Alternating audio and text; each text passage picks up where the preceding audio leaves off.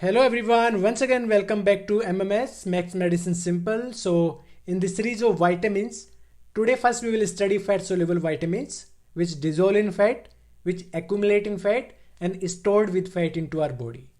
Right? So in the fat soluble vitamins, first we will study vitamin A, also known as retinol. So let's start. So vitamin A, which is also known as retinol, it's a group of unsaturated nutritional organic compounds that includes retinol, retinal, retinoic acid and several provitamin A and carotenoids, and among which beta carotene. This beta carotene is the most important.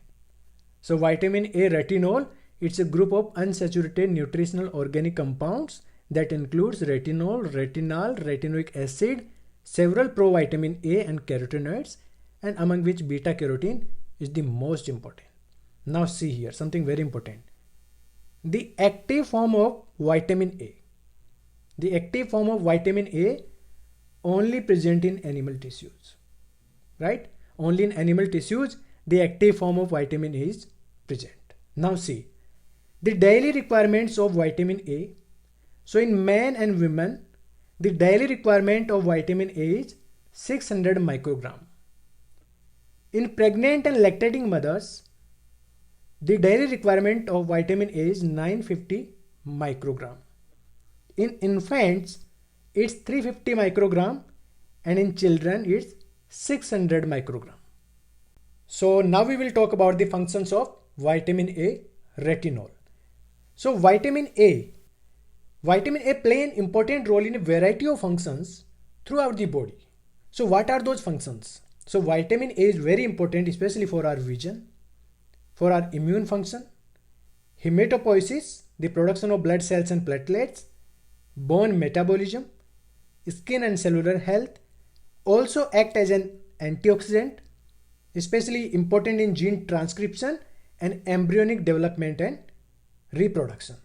So vitamin A play an important role in variety of functions, especially our vision, right? Proper functioning of immune system, hematopoiesis, bone metabolism, skin and cellular health, antioxidant properties, and also important for gene transcription and the development of embryo and reproduction. So now we will talk about the signs and symptoms of vitamin A deficiency. So whenever we are deficient with vitamin A, we generally develop dry skin, dry eyes, xerophthalmia, dry lips, night blindness, also known as ratondhi, very common name, infertility and trouble in conceiving, delayed growth, throat and chest infections, poor wound healing, acne and breakouts, and very especially Bitort's spot. You can see here this is build up of keratin superficially on the conjunctiva, and this can be oval, triangular and irregular in shape, right? So this is known as Bitort's spot. Now impaired immunity and thick and scaly skin, right? You can see here the dry skin, the thick and scaly skin, also clouding of cornea. So you can see how vitamin A deficiency affects our eyes. So conjunctival xerosis, right? Dryness of conjunctiva, Bitort's spot and corneal xerosis, dryness of cornea, and lastly manifest with corneal ulcers. So this is how vitamin A deficiency affects an individual. So after deficiency of vitamin A, now we will talk about the major sources of vitamin A. What are the sources from where we can get vitamin A, right? And we can replenish the deficient stores. So the major sources of vitamin A are pepper, papaya, right? We can get vitamin A from papaya and pepper, also from mango and peaches, and very importantly from meat, fishes, melon, eggs, right? And milk, carrot, avocado, sweet potato, and lastly broccoli, right? So pepper, papaya, mango, peaches, melon, fish, meat, egg, milk, sweet potato, broccoli, right? Avocado and carrot, these are the major sources, right? These are the major sources of vitamin A from where we can get vitamin A to replenish the vitamin A deficient stores.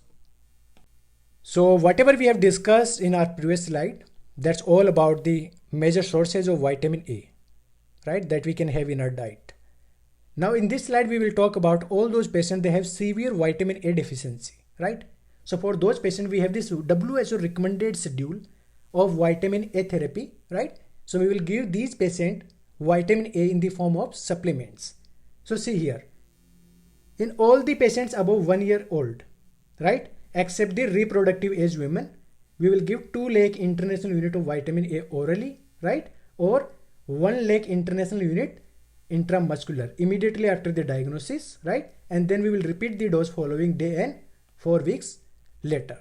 Now see, children under the age of 1 year, right, and the children of any age, right, children of any age who weigh less than 8 kg, right. So in these patients or in these children, we will give 1 lakh international unit orally or 50,000 international unit intramuscular IM. Now what about the reproductive age or pregnant women, right? So in women of reproductive age and pregnant, if they have the xerophthalmia stage XN, night blindness, X1A, conjunctival xerosis, and X1B, right?